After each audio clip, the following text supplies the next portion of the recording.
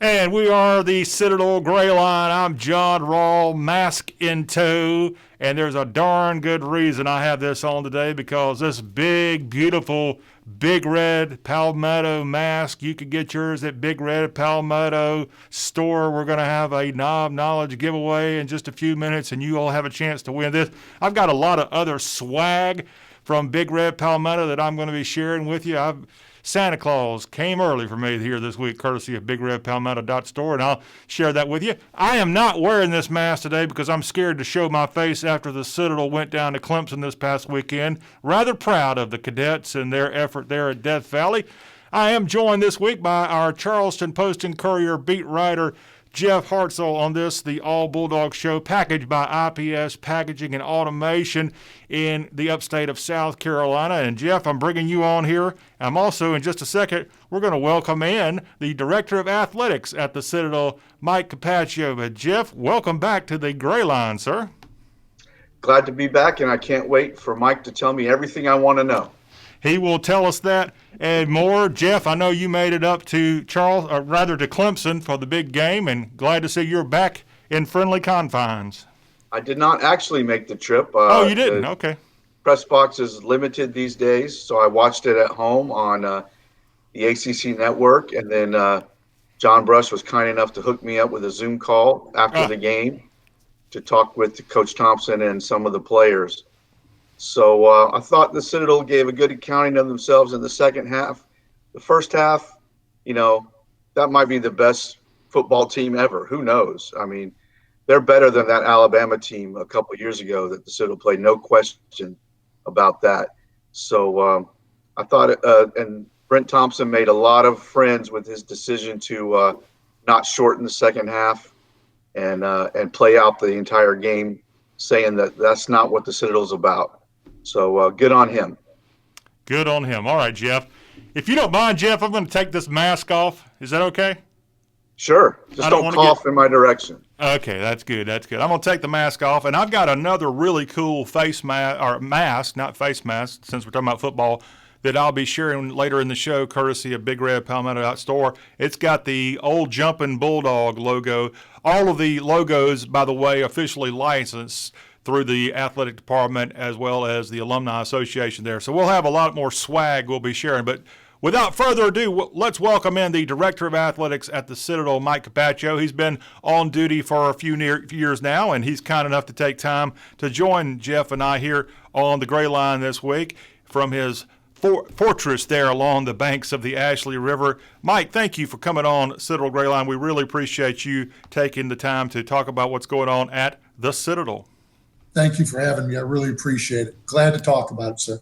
All right. And kudos on everything that's been going on. And we're going to learn more about what you did prior to arriving in Charleston. But again, your first time here on the show. Thank you very much. How's everything going here this week?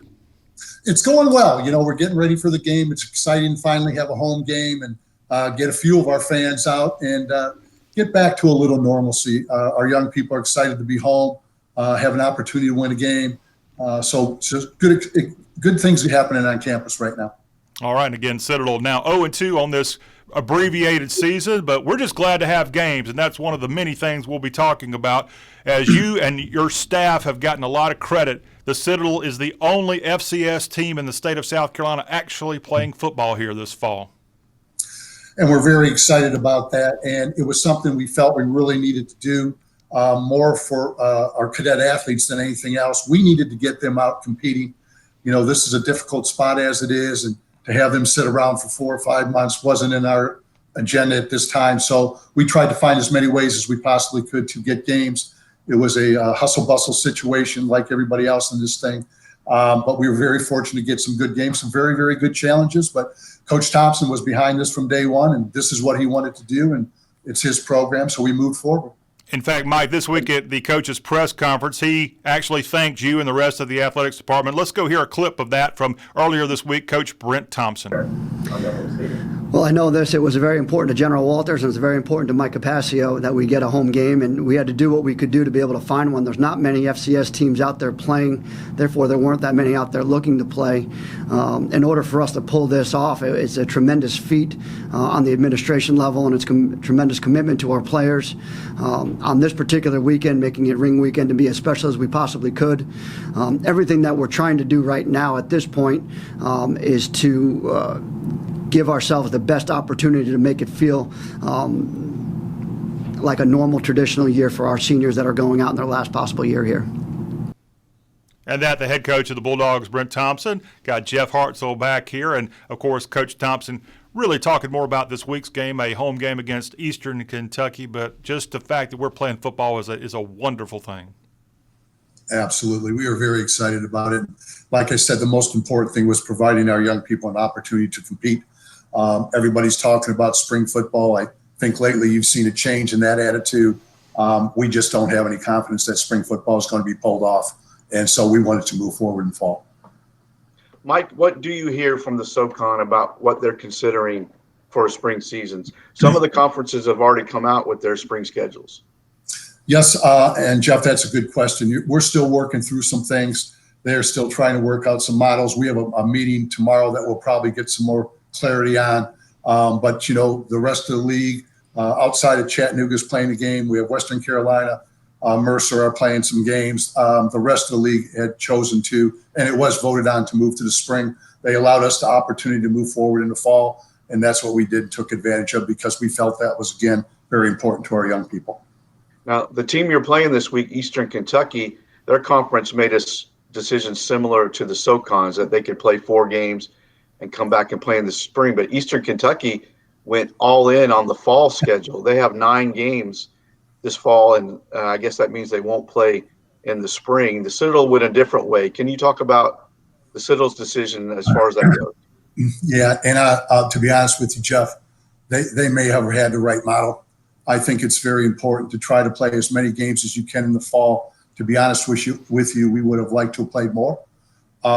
Because, again, I have no faith in playing football in the spring. And I don't know if people really considered when you're talking about the spring, you're talking about basketball, football, baseball, every one of our sports going on here, which we have 16 in one semester.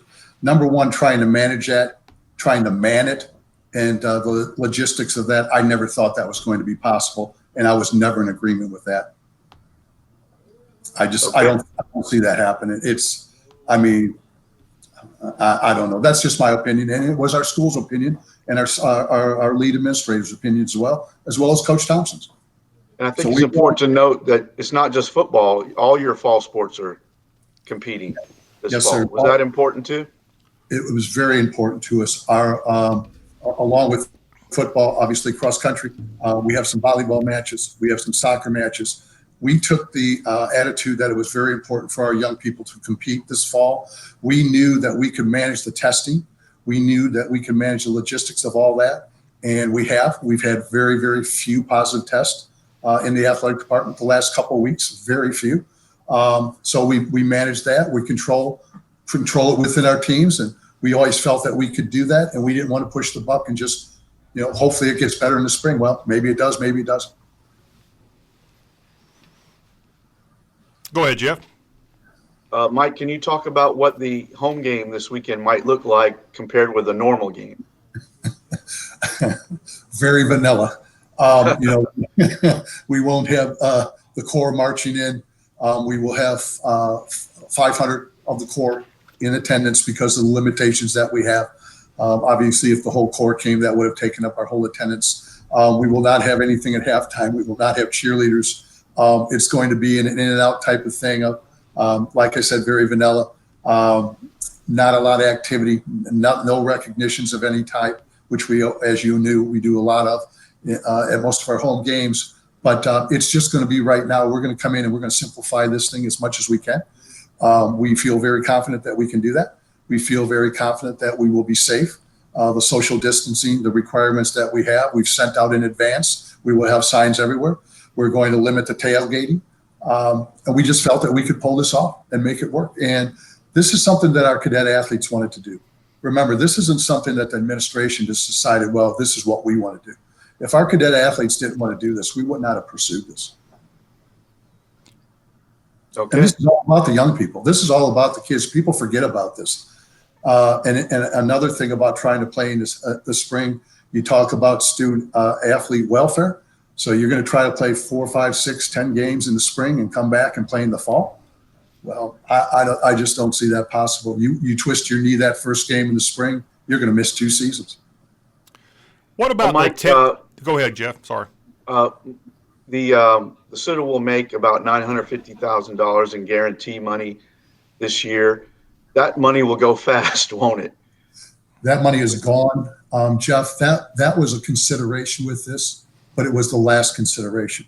Mm-hmm. Obviously, we are going to be able to benefit from this, and we're very happy about that. But we didn't do this as a financial reason. We're going to be in the hole just like everybody else. At the Citadel, we're a little bit tighter here, so we're a little bit more manageable.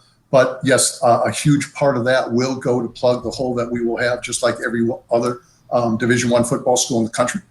And that will help. But that was the last reason behind this. It was the cadets wanted to compete, and we wanted to compete, and that was the number one drive of this thing. We didn't want our young people sitting in the barracks for 4 months here with nothing to do.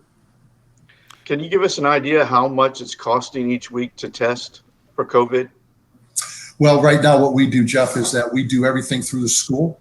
So our athletic department, that is being absorbed by the school right now. So I can't give you a detailed cost on that, but it's expensive, even though the cost has gone down. We have an agreement that we're working with Roper on right now. This thing is seamless. I went in there. There was they're moving people through the line very quickly. We get our results within hours, and that's some of the league's problems with some of the other schools. We have schools that aren't getting results back for 3 or 4 days, and we're getting it back in. I'll know by the end of the day what my result is that I took at 10 o'clock. As a matter of fact, I probably know already. They haven't contacted me, so I'm probably negative again. That's good news. That's a big part of this. If you can pull that piece off, you have a chance to compete. And we see every day games getting canceled or postponed. South Florida, who you played 2 weeks ago, has paused football activities. So it's a day-to-day moving target, isn't it?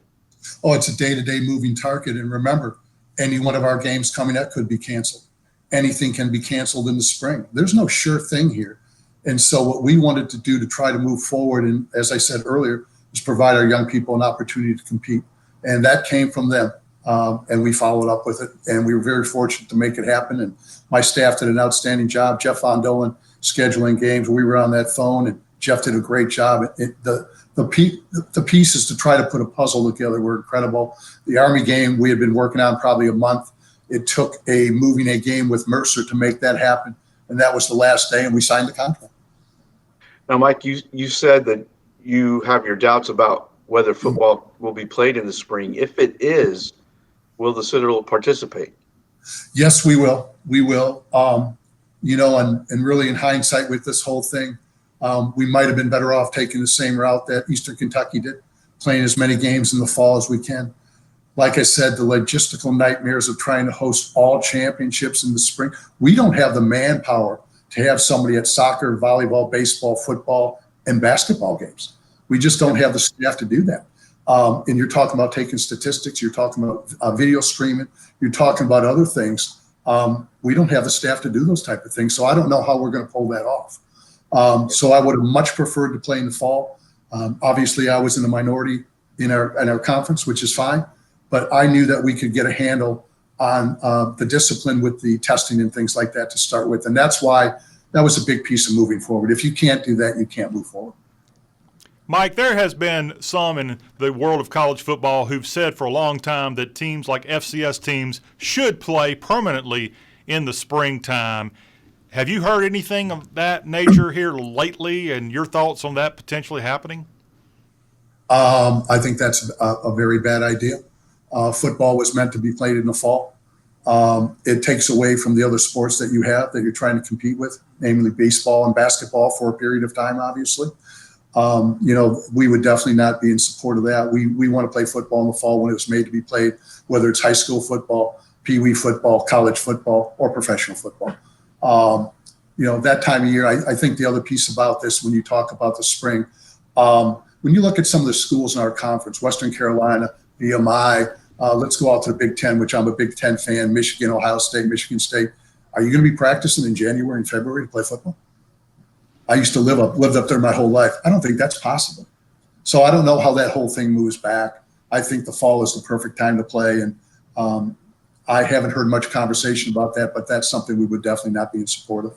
The justification for that is just to give the teams like the Citadel more attention if they were the only ones playing. So I'm just relaying what I've heard. No, and that's very true. But I think that then again, that's something I would not support. I guess that would count on moving baseball to the fall. That would be very difficult, I think, for us. I think that's what they call a dumb idea. So I was just passing along. No, I'm not saying it's a dumb idea. I'm just saying probably it's not one I could agree with. All right, Jeff? Mike, just to cover our bases, you hired a new wrestling coach recently. Can you talk about his hiring and sort of the state of the program going forward? Yeah, Ryan came to us from App State. He's done an outstanding job. The one thing about wrestling is, as everybody knows, wrestling's in a very difficult spot now. Wrestling programs are being dropped. They're an easy target. I personally feel that with the wrestling, maybe it needs to move to a one-semester sport in January and start in January and have it as a one-semester sport. Dragging it over 2 semesters is very difficult to compete. And it just, the logistics and things like that, it makes it a little bit more difficult. But, wrestling has a target on it. Wrestling has a target on it, and it's an easy target. It's a male sport, number 1. It's 2-semester sport, number 2. For us, when this came up, that conversation was not even had. We were going to move forward with wrestling, and we were going to support wrestling, and we were going to promote wrestling. We here do not have any plans to drop any sports, no matter what happens financially. With the Citadel, sports are a little bit more than just sports. They bring a lot of diversity to us. 45% of our women are athletes. 49% of our African Americans are athletes. We want to make sure we maintain that, and we want to increase that. So we will not be cutting any sports. We will be in full support of wrestling moving forward. And I personally think it's a sport we can possibly win with here and be competitive, and we have in the past. But I'm very excited in the direction. I think that we can move forward and have a very, very strong program in the future. Great. I know the plan going into the semester was to have the athletes live in a barracks all together. Did that plan go through, and how has that worked? Yes, sir, Jeff. It has gone through. It's been an interesting case scenario, but all of our young athletes are in the same barracks. It's gone very well. I think it's helped us control some of this COVID-19 type of thing, obviously, because we watched that barracks very closely. We had them locked down for a while, which really helped, and that's not the case totally right now, because remember, they still go to class and mix in with the rest of the corps and things like that. At the mess hall and things like that. But it's worked very, very well. It's not something obviously we'll do permanently because you can't through the NCAA, but also it's not something we want to do permanently. But for this situation, it has really helped us. And I think it's a big positive factor in us being able to contain and maintain our lack of negative tests. Mike, I want to ask you, we talked a little bit about wrestling. While we have you, anything other sports-wise that you want to make sure you let the Citadel fans and family know about here as we visit with you today on the Gray Line? Yeah, absolutely, and I appreciate that. Right now, I'm very excited about both our women's programs in the fall, volleyball and women's soccer. Our coaches have done an outstanding job. They're both fairly new. They're both building their programs and establishing their programs, and you can just see the difference in the competitiveness of our young people that we have now. I'm very proud of the direction that those programs are going. Duger Balcom has had some tough years, but Duger's got some very, very good young players. This was going to be a very, very strong year for us for football. We had some kids opt out and things like that. And next year, we're going to be starting a little bit fresher slate. So I really feel that overall, the coaches that we have here right now have bought into what's going on at the Citadel. I can tell you I'm extremely proud of them. I'm extremely proud of the staff here and the work that they have done to help maintain and to help move this athletic program forward. You know, we had a pretty good year this year. We put new bleachers in the gym. We totally renovated our weight room. We redid all our compliance offices and things like that where our cadet athletes come to and made them more presentable to them and more professional. We put new turf down at our field. So for a school like us, FCS mid-major, we got a lot of work done this year, and that's directly related to our wonderful donor base that we have. We have a very generous donor base, and they have come through, and they are the ones that have made this happen, and they are the ones that deserve that. And I'm going to challenge some of our viewers here in just a minute, because the Brigadier Foundation, which works hand in hand with the athletic departments, they've got a lot of stuff that they're working on, and we'll share a little bit more about that. Before I forget, I should have done this last year. You mentioned the 2 women's programs. We've got to give a big Citadel salute. I think they went down to Georgia Southern and walked away with a soccer victory recently. Am I right on that? Yes, sir. And that was very impressive. And you know, we just recently had Mercer here. We played them to a tie, and Mercer's a very, very strong program. And you can just see the difference in these programs, the competitiveness. We're never going to have the athletes that some of these teams will have, but our volleyball and our soccer have become much more competitive. And now it's enjoyable to watch the matches because we can actually hang in there and compete. Mike, I have to ask you, I should know this, but when I was there as a cadet, I didn't learn this in my guidon. It's a little confusing the way the financial aspect works within the athletic department. You have the athletic department, you have a fundraising arm within the athletic department, but then you also have the Brigadier Foundation. So explain the differences, if you don't mind. That is a great question, and my history is with that. When I came to the Citadel, I was brought in by General Rosa to consolidate all the athletic fundraising.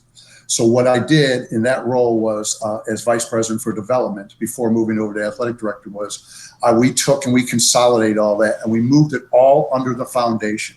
So right now, we do not have a fundraising arm within the athletic department. Our fundraising arm is the Brigadier Foundation and the Brigadier of the Citadel Foundation, which is led by Jay Dowd, and Jay's been a great supporter. Russell Frierson is executive director for the Brigadier Foundation. I hired Russell. I've worked with Russell. We have a great relationship, but that is all in their hands now. So it's a little bit different formula. We put it together that way because I thought we could get more bang for our buck, and that's why I was hired. How can we increase what we've done? Our fundraising here has gone very, very well, as I'm sure everybody is aware of. We've had some years closing in on $7-8 million, which is outstanding for a school like us. But that's our lifeline. And then again, those are very generous donors that keep us alive. And in this very difficult times, those people have really stepped up, and they have really made it happen for us. And we had very few requests for refunds on tickets and things like that. And that's the Citadel faithful. They are so loyal, and they are the ones that deserve the credit for this athletic department moving forward. It's our donors. It's our people that support us. And so to clarify that a little bit, basically we're all under one umbrella right now, and that is TCF. And the Brigadier Foundation sits under TCF. So we've consolidated that, made it cleaner, made it more efficient. Plus what we can do now is we can use all our gift officers to go out and raise. All our gift officers help with fundraising for athletics rather than just 1 or 2 that we had when I first got here. So we've expanded that base, which has expanded our giving, which has expanded our fundraising totals. Mike, if you don't mind, I've got to get this off my chest because we have a lot of passionate Citadel fans and alums, but sometimes that passion, it needs to take the emotion away from the heart and to the hand, specifically to a checkbook. We are not, unfortunately, we have a great school, but we just don't produce multimillionaires every day at the Citadel. So it takes all of us is the point. And if you have an interest in the Citadel, which you probably do if you're watching this show right now, you just can't sit back and expect everybody else to give money to keep the place going. Now more than ever, it's really got a big challenge to survive, as most schools do right now. And so the point is, I know there's coming up, I believe, a big Brigadier Foundation golf tournament.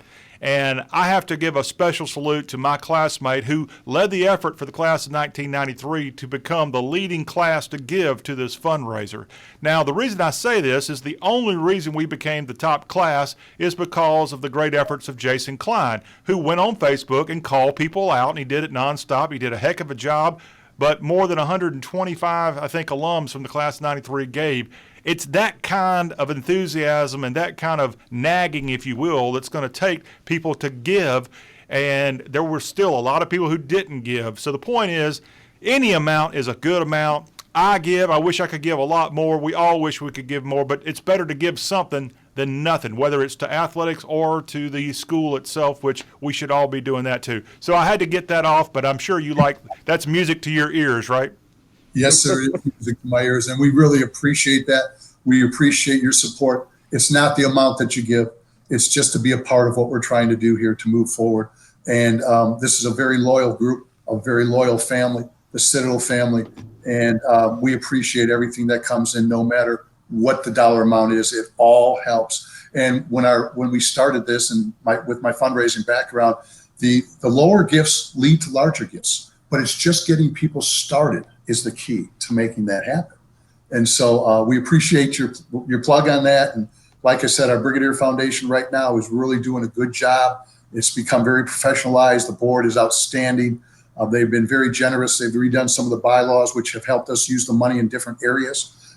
They are totally responsible for helping us, or a majority responsible for helping us renovate our weight room. And when we do different types of projects, we like to do it for all our sports, but also for the school. We did the track a couple years ago. All the cadets used that. The new bleachers in the gym, that's for graduation, leadership day, and everything like that. The weight room we offer to senior staff members in the Corps and things like that. So we try to do things that help the whole Corps and not just athletics. Sure. And I set all that up to call people out, because sometimes you got to be called out to give. And again, any amount is welcome. I did that because, of course, I've got to ask the big questions here, Mike, as we have you on, our Director of Athletics at the Citadel. I want you to talk about, speaking of money, the east side at Johnson-Hagood Stadium, any kind of update there. And also, we want to talk about future opponents for football. Well, right now with the east side, right now there's two things we really need at our football stadium, and that's a new scoreboard and stands. Even though the number of stands in college football has changed, because you can go and watch 10 different games now, where in the past you could not. When we used to be able to put 15 and 20,000 people in the stands, and right now in Charleston we can't do that. But our goal is to put 3,000 seats over there to accommodate our visiting teams, fans. Right now, that project is kind of put on hold till we figure out how we can survive this whole financial mess that we have currently. Obviously, like every other school in the country, we're looking at a big debt. Like I said, not probably as much as a lot of other people, but once this thing clears, we will start back, and Gaylord Green is leading the charge on that to get back to that. But we've still got that on our pipeline. We're still working that with some donors, and we've had some very good commitments on that. So, but that project has to happen. The scoreboard has to happen as well too. I mean, those are two things right now that we've got to get a handle on, as well as always grow the endowment for the Memorial Fund, for the Scholarship Fund. That's our future. If we can keep growing that, and we've been growing that about $1.5 million to $2 million a year, and that's cash. That's not pledges. So that's a great amount. That number right now is over $23 million. I think when I came here it was $8 million. So a lot of movement on that. And then again, that goes back to our generous fans and the support that we receive from the Citadel. And what about future football opponents? Oh, I'm sorry. Yeah. Next year, it's kind of funny when you look at money games and things like that. First off, we can't get any money games. Up until this year, we had won 2 out of our last 5 guaranteed games, and we had Alabama tied at halftime. When you make calls to people, they go, who? And then they hang up. Because number one, they don't like the way you play. Number two, they know they may beat you. So next year, we got $450,000 from Clemson this year. We'll play at Coastal Carolina for less than that, but not substantially less. And that's a 2-hour trip. We'll be able to bring our fans there. The next year, we'll have Georgia Southern. We have Campbell on the roster. Obviously, we want to play Charleston Southern as much as we possibly can. It's a great rivalry. It's right in town. And what we're really doing with the future is looking at travel, is trying to play closer to home. South Carolina State, we want to get them back in the schedule. It makes no sense for us not to play them. They're an hour down the road. It makes no sense for us not to play Charleston Southern. I'd also like to get to that with basketball, which is a different animal because of some of the coaches' views. But I really feel it's a big plus for all the schools involved if we can just play locally here. And with the cost of what's going on with travel and things like that, let's be honest about it. This whole thing is going to change college athletics. The days of building new buildings and spending money like this, when you see schools falling, I just saw where USC said they're going to be $50-60 million short this year. Those are big numbers, and those are hard numbers to make up. So I think this whole thing is going to change the landscape of college athletics. I'm glad for it. I hope it brings some more reality to things and get back to the true student athlete, which I think we've gotten away from a little bit. And Mike, you still have a 2024 game with Clemson. Is that correct? Yes, sir. Yes, sir. Yeah. And we got Ole Miss coming up. So the one thing about Clemson was with this game, and I talked with Dan up there at the game, they were very excited to have us on the schedule because they knew we were going to do things right as far as the testing. What they gave us was demanding. We were testing 3 times a week. And when we went up there on Friday, we tested there as well.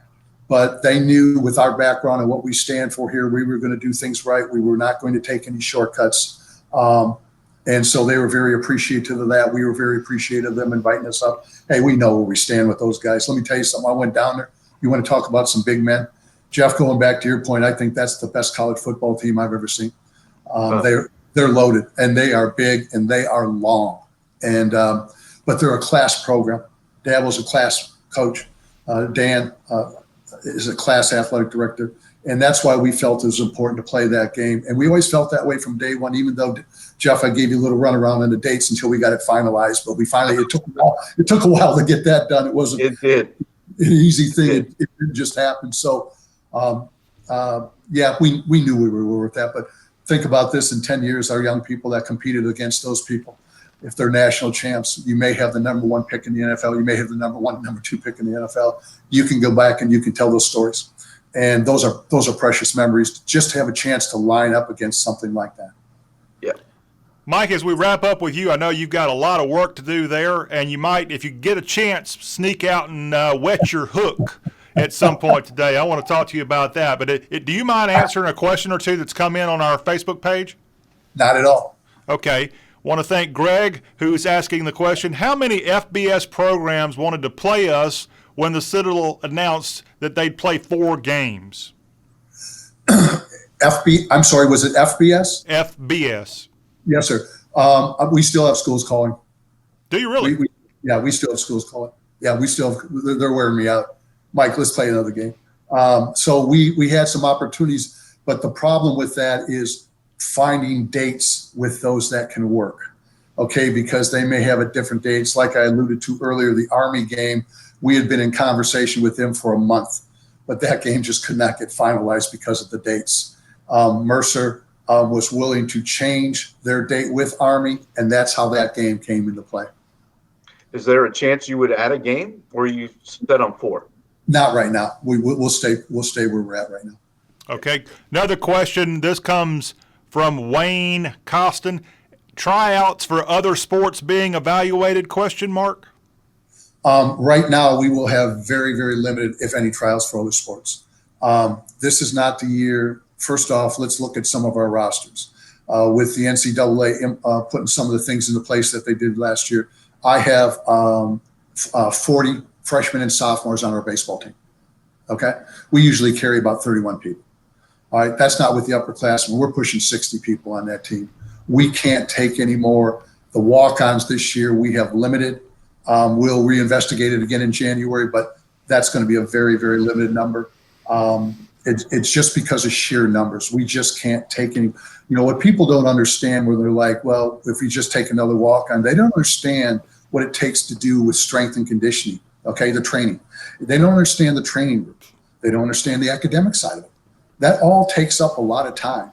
And when you have 30 more kids on just one of your teams, you know, that's a big number. And that's the thing that never comes into play when they're like, well, it's just 1 or 2 more. No, it's not 1 or 2 more. And it stresses all these areas that we have: strength and conditioning, primarily training room, and academics, and equipment cost. Mike, So, do the scholarship players who opted out, do they remain on scholarship? yes, sir, they do remain on scholarship, but they do not remain a part of the workout regime. the weight room, things like that, those things are not available to them once they opt out. But yes, their scholarships all stay into place. Yes, sir. And if they decide to come back, their scholarships remain and they're welcome back. Their scholarships will remain. Yes, sir. That's all going to be taken care of with that. Yeah, we understand. Some of these young people's thoughts and situations and fears, to be honest with you. We respect that. However, we had a large majority of our young people that did want to move forward. This was all explained to them by myself and by our president. And our coaches. And that's why we decided to do what we wanted to do. And it wasn't just football, as somebody alluded to earlier. It was all our sports. Some of the players who opted out had COVID impact their families very tragically. Absolutely. They had that. And so, obviously that's an awareness to that particular situation that brings more thought to a decision like that. And we are 100% behind all those young people. We support their decision. But we moved on. We move on with the young people that want to move forward. Like I said, we're testing 3 times a week here. Okay. We're going to have some, as of right now, it's been the numbers have been very good. Good. All right. Well, Mike, we can't thank you enough for coming on the Citadel Gray Line and being very generous with your time. Remember, it's the Citadel, Eastern Kentucky at Johnson-Haga this weekend. Anything special we need to know as fans before this weekend? Anything extremely weird that the Citadel fans need to know about this weekend? Just please read the information that we have sent out so you are prepared when you come to the stadium and you're not surprised. Obviously, the mask, the social distancing, this clear bag policy still, the tailgating policy. Please educate yourself with those type of things, and everybody will be fine. We're going to address this in a very professional manner, and we're looking forward to it. We think we can do it seamlessly, and we're excited. Our young people are excited. Sure. Again, it's a 1 o'clock kickoff against the Colonels of EKU this weekend, and I wasn't kidding. One of the great things, one of the cool things that happened during this coronavirus time when things kind of went away for a while is you and the rest of the athletic department started doing these Zoom meetings with fans and folks who help keep the Citadel going. And one of those featured you this summer, so I appreciate you kind of getting your feet wet before you came on Citadel Gray Line with that Zoom call. But I wanted to ask you, you mentioned that you are a big fisherman. So as we wrap up with you, at the Citadel, we have an honor code. So I need you to be very truthful when you tell me about your biggest catch. Well, I can tell you, in April this year, I caught a 26-inch, almost 9.10 pound largemouth bass over in Georgia. And that is a true story. And I was very excited. I think it's actually the second biggest bass I ever caught, but that was a thrill. And, got a little time off in April finally and got out and enjoyed that. But I love bass fishing and I love bird hunting. And I'm going to be doing a little bit of that this fall too, because I'll be honest with you, this has been a very, very trying time, not just for me, for everybody in this department. The unknowns, questions that you had with no answers, it wore people out. And we were still doing everything we could. I came in pretty much every day. Most of our staff did not, but I stayed in contact with them. And it's just the unknown when you don't have answers to questions. The other thing about when you talk about us participating, we don't have to do any furloughs. Our coaches are being paid, but they're coaching. And so keeping people employed was also our president's priority and my priority as well too. And those were other reasons to compete this fall. Well, one component we can add here, maybe you can help us out with this, Mike. I know for a long time in Charleston, they've had that fishing forecast on the local news. So maybe you could contribute that from time to time.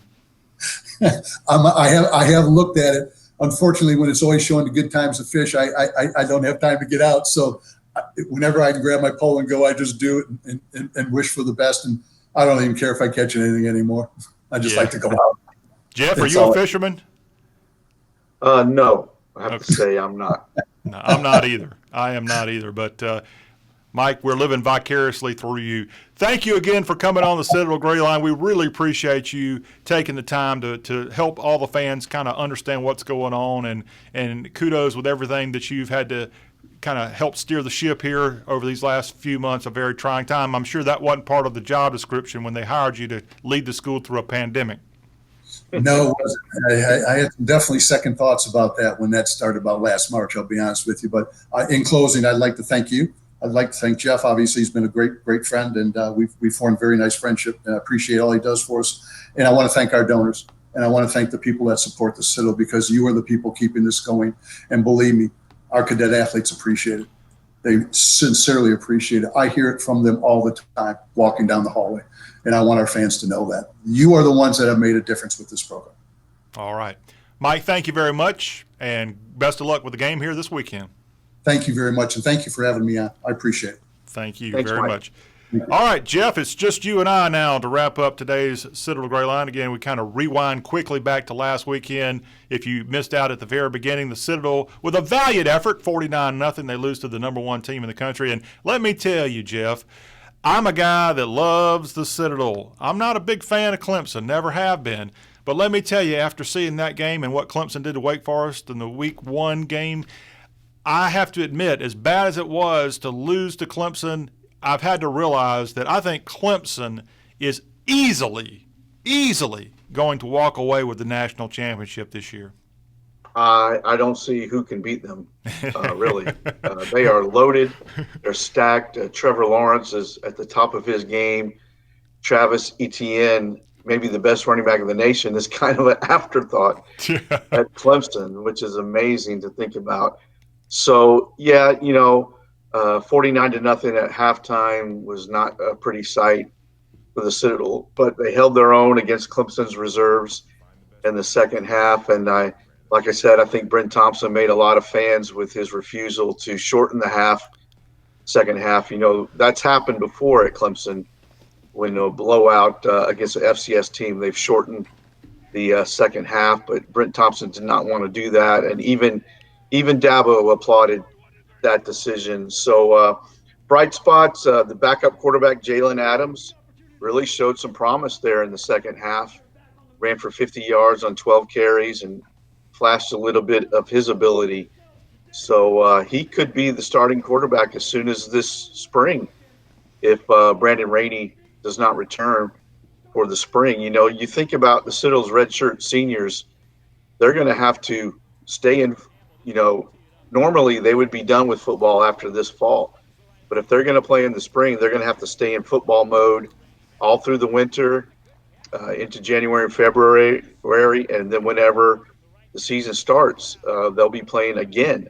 So that's a tough ask for these redshirt seniors. So we'll see if guys like Brandon Rainey and Raleigh Webb and Willie Eubanks are back in the spring. One name that I have to ask you about that made a defensive play, got a fumble, came to the Citadel from Savannah as a quarterback, Javonte Middleton. Talk about his effort. Yeah, Javonte had a good game. I think he had about 6 tackles. He started because Jay Howard was not at the game. He had to attend to family business over the weekend. So Javonte Middleton got to start at quarterback, and of course he's a former quarterback who switched over to the secondary last spring, I believe. Mm-hmm. So good for Javonte to get some time on the field and show what he can do against a team like Clemson. Yeah, again, a tough loss, 49-0, but just the fact that the Citadel lined up to play was a victory right there. We are the Citadel Gray Line, and we want to let everybody know that the Citadel Gray Line is being brought to you by Ips Packaging and Automation, and the upstate-based business has been in business since 1976. IPS Packaging and Automation has been providing manufacturers and e-commerce companies with the very best packaging products and the automation in the industry. IPS offers a complete line of packaging products, from stretch film to 3M tapes to corrugated boxes, strapping, and automation. IPS Packaging and Automation will analyze and streamline your current methods to improve your packaging process. There's a telephone number you can call, 800-277-7007, to learn more, or visit IPS Packaging and Automation on the web at ipack.com. IPS Packaging and Automation, a proud supporter of those mighty Citadel Bulldogs. Jeff, one thing I want to ask you, after playing a big-time opponent like Clemson, did you hear anything about injuries from Coach Thompson? I didn't hear of any injuries from the Clemson game. A couple of guys who got hurt against South Florida could be back this week. Fullbacks Clay Harris and Logan Brocht could be back this week, and that will be a big help because, as we know, the Citadel's backfield has been hard hit by opt-outs and other issues. So it would be great to have those guys back. Eastern Kentucky is also 0-2. They've also played two FBS teams and been beaten pretty handily, just like the Citadel. They've been outscored 115-10 by Marshall and West Virginia, and the Citadel's been outscored 76-6 by South Florida and Clemson. So both teams will be very hungry for a victory. And according to Citadel Sports Information, this game will be the first FCS versus FCS matchup in college football since August 29th. So the FCS teams have been playing up, punching above their weight so far against FBS teams.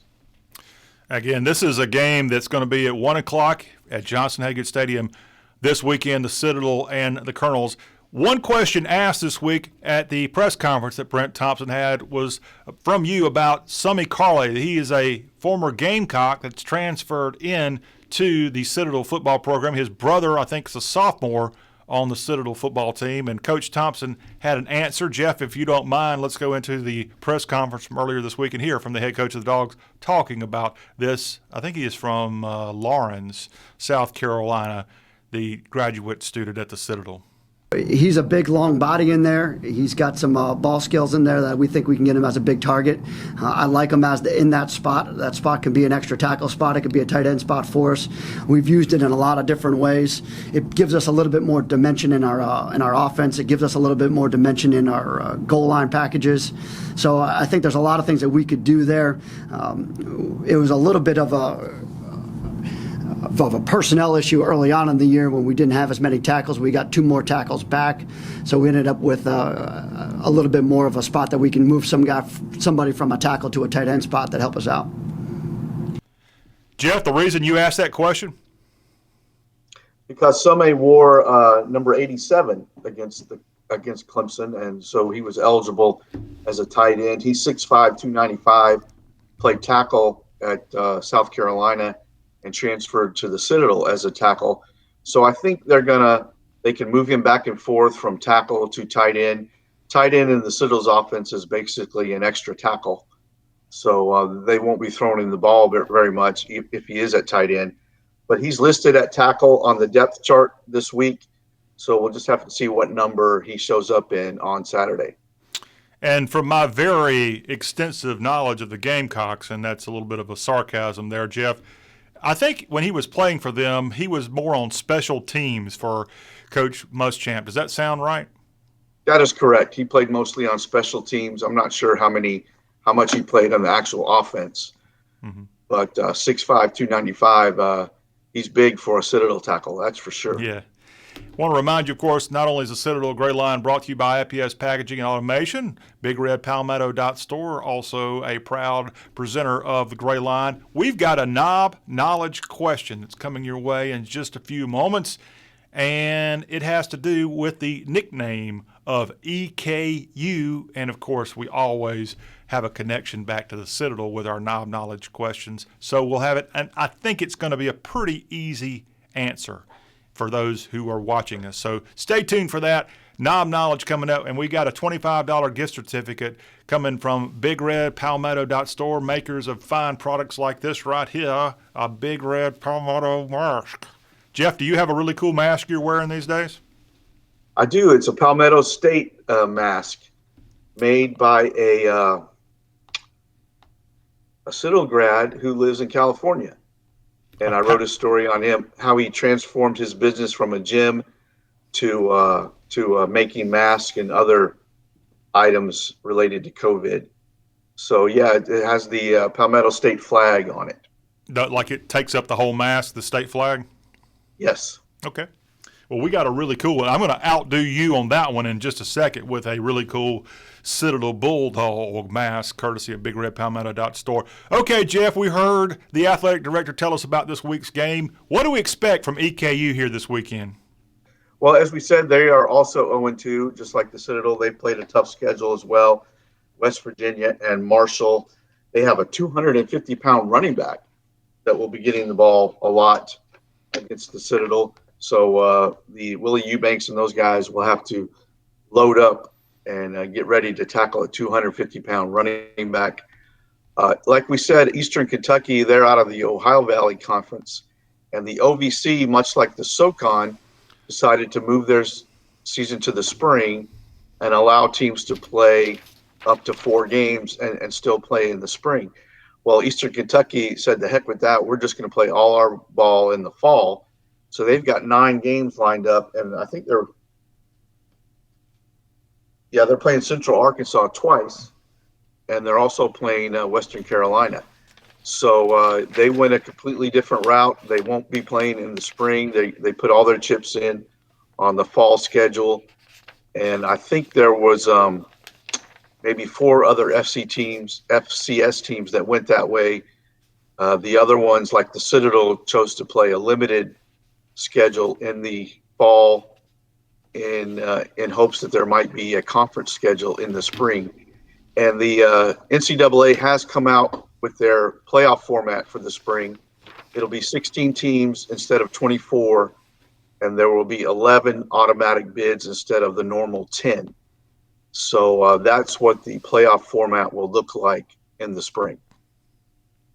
And we heard that Mercer's playing a handful of games, Western Carolina, but none of those teams, I don't think, are playing 4 games. Does that sound right to you, that they're only playing 1, 2, maybe 3?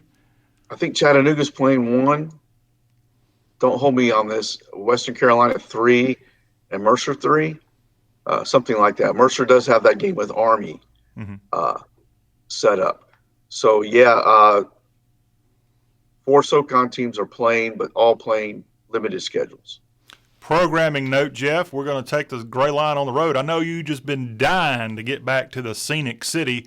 So next week, if it all goes according to plan, we'll be in the shadows of a certain mountain in the scenic city to broadcast Citadel Gray Line. We're going into enemy territory. Do you know where the scenic city is?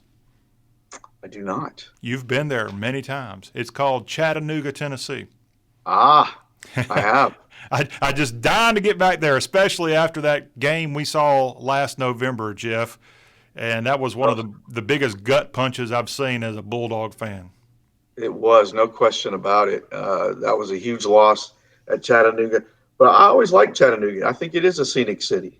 Well, that's actually its real nickname. Some people call it the Lookout City, but it's really officially the Scenic City right on the banks of the Tennessee River. And I've got to go there for some other reasons. So if it all works out, we'll be doing the Citadel Gray Line. In fact, let me throw this out there. Because we don't broadcast 24 hours a day, 7 days a week here, Jeff, maybe we should.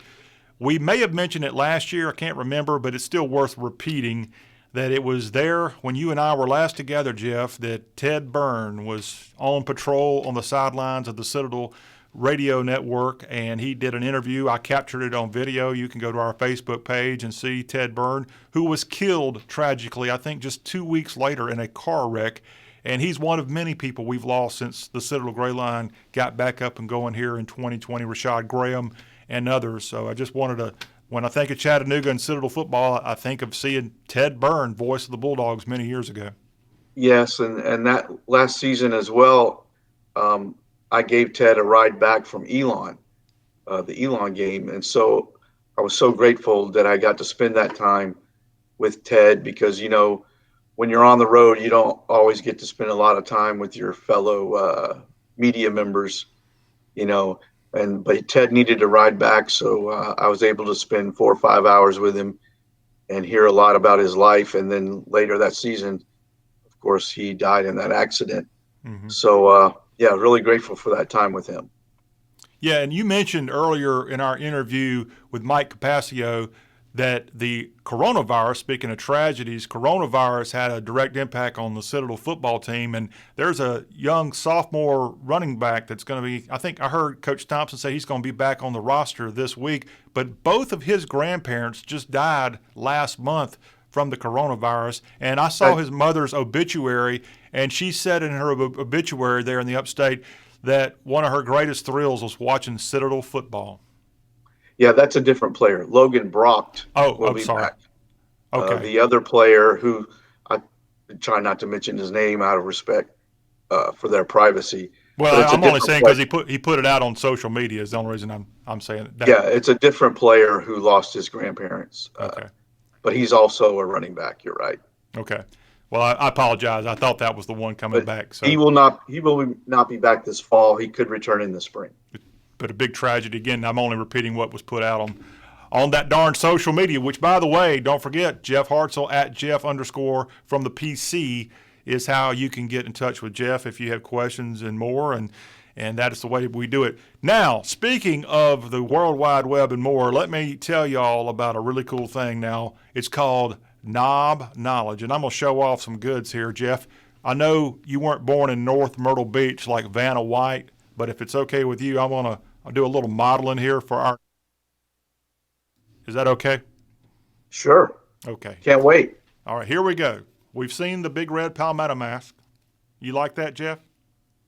I like it. Okay. All right. Here's that other mask. You got props all over the place. All right. How about this one? The jumping bulldog with the Citadel tartan. I know you need a little tartan. Oh, I see it now. Okay, yeah. Sorry, I'll get a little closer up. Yeah. I got you. Block C with the bulldog. Yeah, the old core bulldog. That's available at BigRedPalmetto.store. How about this, Jeff? Nothing says formal dining than a nice Citadel bulldog plate. And you can get all this at BigRedPalmetto.store. I mean, delicious right there. I'm going to have a date over and pull out the finest here. Jeff, when you go to places like Chattanooga, I know you need to mark your laptop bag and things like that. How about this Big Red Palmetto store luggage tag right there? Look at that. It's just great. This is one of like 300 items you can get there. Okay. I should take my coat off and model this one, but I'm not going to be able to. Again, BigRedPalmetto.store, officially licensed merchandise. How about this? I'm going to call this the Chowport logo because this was the logo worn on the Citadel Bulldog baseball teams of the early 90s College World Series. And you can get this sweatshirt here in different colors with this really cool logo, other logos to choose from. I'll hide my voice or hide my face here, which is probably the best thing I've done during this show. And it's got a hood, and it's going to come in handy when we get back to cold weather. And then, Jeff, we're going to have a little blanket party here, if you don't mind. How about this really cool BigRedPalmetto.store? I got to make sure it's properly aligned here. Blanket, right there. You can take this to the ball game when it's cold. Maybe go to West Point if they let you in the stands. And this beautiful Big Red Palmetto blanket, you can wrap yourself in it and just have a good time. All courtesy of BigRedPalmetto.store. And those are some of the items you can get anytime, and you can also get it if you're a lucky winner of our Knob Knowledge. So let's fire away our Knob Knowledge question for this week. So, Jeff, the nickname of Eastern Kentucky University is... Sorry? I'm sorry? What is their nickname? The Colonels. The Colonels.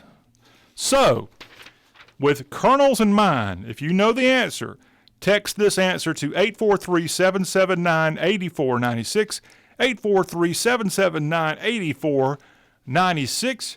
The trivia question this week, it should be pretty easy for several generations of Citadel fans and alums to answer this one. I want to know the name of what deceased colonel, a Citadel graduate, this man had a rank of colonel. What Citadel colonel was the first Brigadier Foundation Scholarship recipient at the Citadel. He went on to serve in the Army, came back and was in the administration at the Citadel for many years, retired, kind of a cult fixture, and he was known as Colonel something. Tell me the answer to that trivia question, and you get $25 courtesy of BigRedPalmetto.store. Text your answer to 843-779-8496, and we'll get that your way. This one ought to be a layup for many of you, but I want to know what colonel was the first Brigadier Scholarship recipient, and you'll get that $25 gift certificate. Jeff, do you happen to, don't tell the answer, do you happen to know the answer to that? I don't. Okay. Although no, I don't. Okay, well, that's fine. We don't we don't want you to blurt out the wrong or right answer, but yeah, 843-779-8496 is how you can get that knob knowledge question. And hurry up and answer that, because we're going to be signing off here in just a second. Jeff, I want to brag on the school for a second. I know this is more of an athletics show that we do here, but I've got to brag because the Citadel, for the 10th year in a row as a school, just got ranked the #1 public college in the South, and a tremendous honor there for the entire administration and everybody coming through. And I know we're not on the education beat, but for the school to once again be there for 10 years in a row is quite an honor. It is, and the school has added over the course of the last few years to its academic offerings, big emphasis in cybersecurity. They've also started a nursing school, I believe. So, the school continues to move forward, even in these trying times. And they have done a good job. Again, 10 years strong now. And look, college is a competitive business. And if you don't think other schools would love to be there in the catbird seat at #1, you got another thing coming. And for the Citadel with only roughly 3,000 students, 3,000 cadets, however they have the numbers these days, it is just a great, great thing that once again the Military College of South Carolina finds itself atop the U.S. News and World Report. So, again, I'm kind of stalling here. If you happen to know the colonel that was the first recipient of a Brigadier Scholarship at the Citadel, will give you a $25 gift certificate. Text your answer, 843-779-8496. Jeff, as we wrap up, anything last from you, sir? No, just looking forward to the only home game of 2020 this weekend. And folks who are watching on TV should keep an eye out for, it'll be on ESPN3. And the color analyst will be a former Citadel Bulldog named Brandon McClatty, who played cornerback at the Citadel and is now the director of athletic fundraising at Davidson College. And he's only 29 years old, so quite a responsibility for young Brandon, who will be, I predict, an athletic director at a Division I school before his career is over. Maybe it'll be at the Citadel. You never know, but he's a great young man, and was a fine player at the Citadel too. Hey, we got speaking of Citadel greats and royalty, let me ask you a question about someone, okay? This is coming in right now, hot off the press, Jeff. You ready for this one? I'm ready. This one comes from Willie Eubanks. The third or the second? Junior. Willie Eubanks Jr. So I guess I didn't really see. You're correcting me here. Willie Eubanks Jr. asked Jeff why Willie Eubanks III was left off the Senior Bowl watch list. That is a great question, and I don't have a good answer. He should have been on the Senior Bowl watch list. Willie's had a great career at the Citadel. He definitely has aspirations and a chance, I think, at playing at the next level. He played well at Clemson, 9 tackles. I think he led the team at Clemson, so he's proven he can do it against those type of players. So, yeah, Willie should have been on that list, and maybe he'll be on the list that counts, which is the invitees to the Senior Bowl. And there's other all-star games, too, that he could qualify for. Yeah. We have a trivia answer.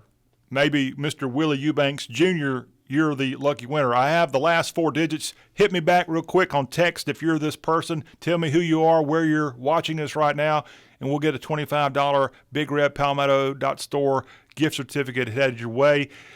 The lucky winner got the last 4 digits on their cell phone of 8538. So if you're there, you have the correct trivia question answer. The trivia question answer was, who was the colonel, since we're playing the EKU colonels this week, who was the colonel, but back in his prime, well, he was in his prime when he was an older man too, but back when he was a youngster, he was the first Brigadier Foundation recipient of a scholarship to play football at the Citadel. And I have to announce that class of 85 member Gerald McCulley is the winner of this week's BigRedPalmetto.store with the trivia question answered of Harvey Dick. Harvey Dick, who was an assistant commandant of cadets back in the 80s and 90s and retired from the Citadel, was one of our first guests here on this show. He was, as a guy who I think had served in Korea as a Marine of all things, came back to the Citadel, got a Brigadier Foundation scholarship, and was the first scholarship recipient to the Citadel, and he was a colonel. So, yeah, there we have it. Harvey Dick, the trivia question, and cadets had a good time shouting his name at football games for many, many years. Gerald McCulley, I bet you shouted Harvey Dick a few times. Class of 85, congratulations. I'll get you your information. And let me tell you that if you are a BigRedPalmetto.store winner on the Citadel Gray Line with knob knowledge, you cannot be eligible to win again. So, Jeff, it's a one and done. Once you win here this fall, you can't play again. So we're just trying to be fair. But, yes, it's Knob Knowledge presented by BigRedPalmetto.store. Gerald, congratulations. Maybe you'll get that big red blanket and take to one of these games coming up pretty soon. Jeff, what's the temperature going to be like this week against the Colonels? It's going to be fall-like weather, I believe. 60s and 70s, maybe 70s, I hope. Yeah. So it's starting to feel like fall. Yeah, it's football season, and believe it or not, we're now halfway through the 2020 football season for the Citadel Bulldogs. And it just seems like yesterday we just got up and going, Jeff. Well, the anticipation of this season was a lot longer than the season's going to be. Yeah, for sure, with all the questions and uncertainty about whether there would be a season at all, and then it's going to be over in a 5-week span. Yeah. So, yeah. And again, this week, go ahead. I'm sorry. And then the questions will start again about the spring. Yeah. And a reminder on the schedule, of course, it is a home game this week with EKU. Then they actually take a week off before going up to the Hudson and take on Army on October 10th. That game will be televised on the CBS Sports Network. Army is playing very well. I think they're ranked in the top 25, and so that will be a big test for the Citadel. As far as I know, Army has not announced what the attendance policy will be for that game. So far, they've had cadets only at home at Mikey Stadium. So maybe by October 10th, they will open it up a little bit for some fans as well. And we'll be here to get you ready for the cadets and then that team from up in New York.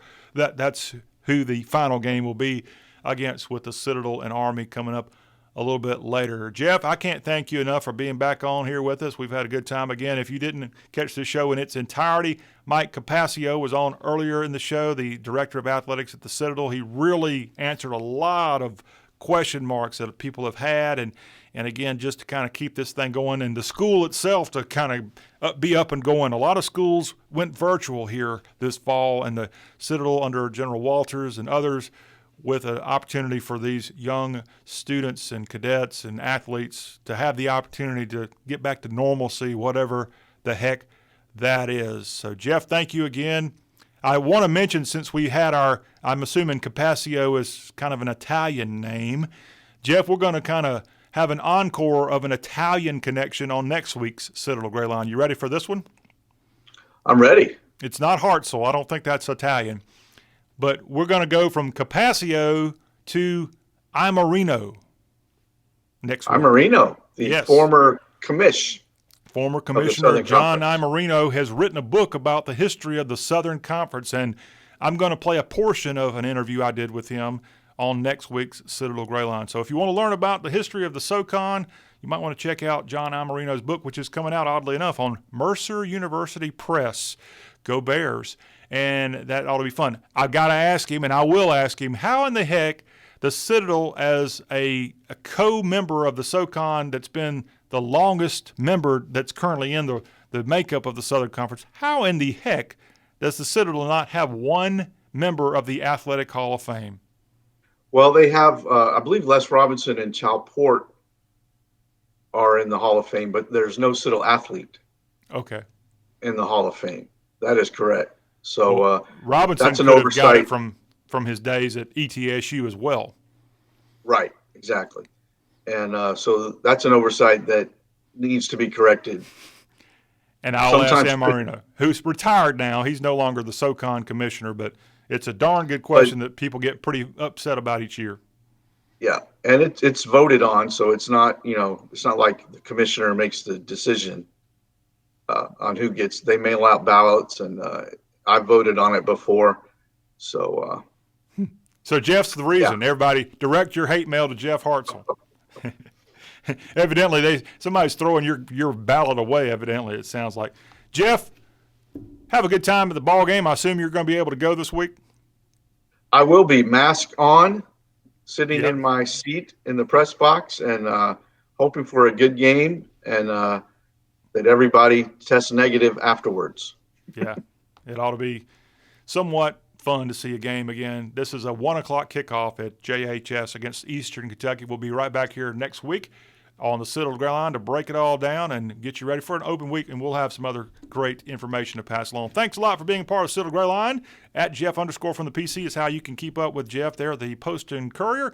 We'll see you back here next week. Thanks for being a part of the show that's all about them dogs.